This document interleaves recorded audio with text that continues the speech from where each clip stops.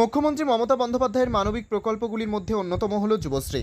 এই প্রকল্পে রাজ্যের কর্মসংস্থান না হওয়া বেকার যুবক যুবতীদের ভাতা প্রদান করে রাজ্য সরকার। এবার এই যুবশ্রী প্রকল্পকে ঘিরেই বিক্ষোভে সামিল হলেন উপভোক্তারা। সোমবার রায়গঞ্জের কর্ণজোড়ায় অবস্থিত জেলা কর্ম বিনিয়োগ কেন্দ্র বা শ্রম দফতরের সামনে বিক্ষোভ দেখান তারা।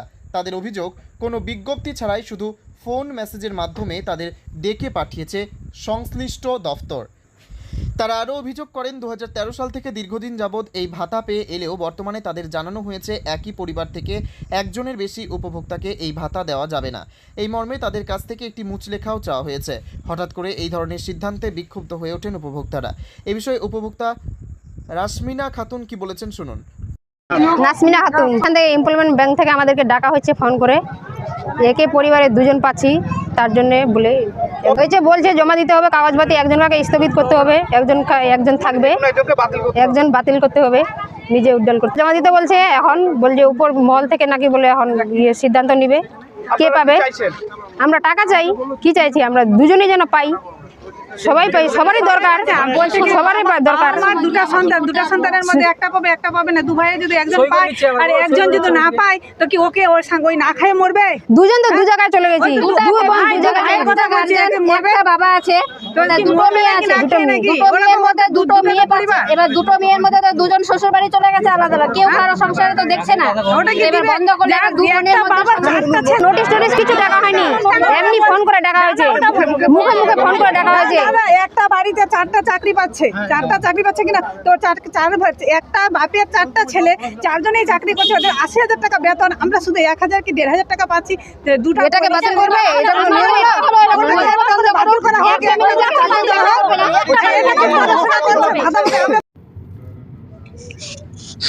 বন্ধুরা, অ্যানেক্সার 3 ফর্ম সাবমিট করা তোমাদের 7 মাস অতিক্রান্ত হয়ে গেল। তোমাদের মাত্র 2 মাসের ভাতা দেওয়া হয়েছে, এখনো 5 মাসের ভাতা বাকি আছে। ভাতা তোমাদের দেওয়া হবে কি হবে না, অথবা এই যুবশ্রী স্কিমটা বন্ধ করা হবে কি হবে না তোমাদের জানাচ্ছি।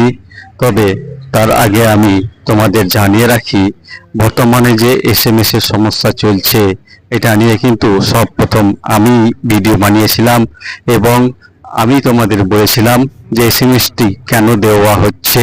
আমার ভিডিওগুলি তোমরা সার্চ করে দেখতে পারো আমার চ্যানেলে গিয়ে।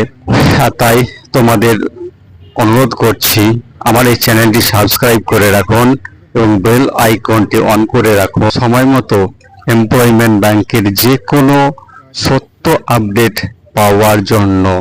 সত্য আপডেট এই কারণেই বলছি যে আমি কোনো ভ্রান্ত খবর ছড়াই না, আমি অফিস থেকে যেটা অরিজিনাল তথ্য পাই সেটাই তোমাদের জানাই। তাই দয়া করে তোমাদের সুবিধার্থে এবং আমার সুবিধার্থে আমার এই চ্যানেলটিকে সাবস্ক্রাইব করুন। বন্ধুরা, তোমাদের অত্যন্ত আনন্দের সাথে জানাচ্ছি যে তোমাদের যে 5 মাসের যুবশ্রী ভাতা বাকি আছে, এই ভাতা কিন্তু তোমরা অবশ্যই পাবে। এই ভাতা কিন্তু রাজ্য সরকার বন্ধ করে দেবে না, কারণ এটা একটা অত্যন্ত জনপ্রিয় স্কিম রাজ্য সরকারের। লক্ষ্মীর ভান্ডার স্কিম আসার আগে সবচাইতে জনপ্রিয় স্কিম ছিল এই যুবশ্রী ভাতা দেওয়া। তাই রাজ্য সরকার কখনো চাইবে না যে এত বড় একটা জনপ্রিয় কোনো স্কিম বন্ধ। আর তোমাদের টাকা যে বাকি আছে, এটা বাকি হওয়ার মূল কারণ হচ্ছে কিন্তু বন্ধুরা রাজ্য সরকারের আর্থিক সংকট। হঠাৎ করে অনেকগুলি ভাতার পরিমাণ বৃদ্ধি করা হয়েছে, যেমন লক্ষ্মীর ভান্ডার, তারপরে ওল্ড এজ পেনশন, বার্ধক্য ভাতা বয়স্কদের যেটা দেওয়া হয়, তারপরে বাদ্যকরদের ভাতা যারা বাদ্যযন্ত্র বাজায়, তারপরে পুরোহিতদের ভাতা, ইমাম ভাতা, এগুলো কিন্তু বৃদ্ধি করা হয়েছে, যার ফলে রাজ্য সরকারের উপর অনেকটা লোড এসে পড়েছে।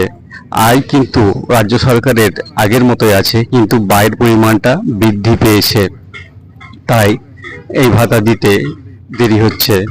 তবে হ্যাঁ, তোমরা এটা প্রশ্ন করতে পারো যে লক্ষ্মীর ভান্ডারের টাকা টাইমশ্রী স্কিমটাই নাকি রাজ্য সরকার বন্ধ করে দেবে, ভবিষ্যতে আর কেউ এই যুবশ্রী ভাতা পাবে। তবে তোমাদের আমি অভয় দিয়ে বলছি, এটাও এই সরকার কখনো করতে পারবে না, কারণ এত বড় একটা জনপ্রিয় স্কিম রাজ্য সরকার বন্ধ করে দিলে বিরোধীরা রাজ্য সরকারকে কিন্তু ছেড়ে দেবে না, রাজ্য সরকারকে বদনাম করে দেবে যে যুবকদের, বেকার যুবকদের, কর্মহীন যুবকদের রাজ্য সরকার চাকরি তো দিতে পারছেই না, যে সামান্য পরিমাণ ভাতাটা দিচ্ছিল সেই ভাতাটাও দিতে পারছে না, বন্ধ করে দিল। অর্থাৎ বন্ধুরা, তোমাদের এই ভাতা কিন্তু কোনোভাবেই বন্ধ হবে না, তোমরা অবশ্যই এই ভাতা পাবে। তবে রাজ্য সরকার বর্তমান সময়ে যেটা একটা খারাপ কাজ করছে সেটা হচ্ছে এই যে বারবার যুবকদের হয়রানি করা, যেমন প্রতি 6 মাস অন্তর অ্যানেক্সার 3 ফর্ম সাবমিট করা, এটা একটা যুবকদের হয়রানিরই সামিল। তোমরা সবাই জানো, তোমরা কেউ কিন্তু সত্য কথা সরকারকে বলো না। তোমরা অ্যানেক্সার 3-তে এটা সাক্ষ্য দাও যে আমি অমুক ট্রেনিং করছি, কেউ বলে কম্পিউটার ট্রেনিং করছি বা অন্যান্য ট্রেনিং করছি, কিন্তু কেউ কিন্তু তোমরা কোনো ট্রেনিং করো না, এটাই সত্য। সরকারও হয়তো জানে, কিন্তু রাজ্য সরকার কিন্তু আবার কখনো কখনো তোমাদের কাছে প্রমাণও চেয়ে পাঠায়, তোমাদেরকে এমপ্লয়মেন্ট এক্সচেঞ্জ অফিসে ডেকেও পাঠায় যে তোমরা যে ট্রেনিংটা করছো তার প্রমাণ দেখাও। হ্যাঁ বন্ধুরা, এটাও করে, আর এটা কিন্তু একটা হয়রানি, যুবকদেরকে হয়রানি করা। বর্তমান সময়ে যেমন এসএমএস অনেককে এক্সচেঞ্জ অফিসে ডাকা হচ্ছে, এটাও কিন্তু হয়রানিরই সামিল। যদিও এটার একটা ভালো দিকও আছে, আবার খারাপ দিকও আছে, তবে খারাপ দিকটাই ভালো, খারাপ দিকটাই বেশি।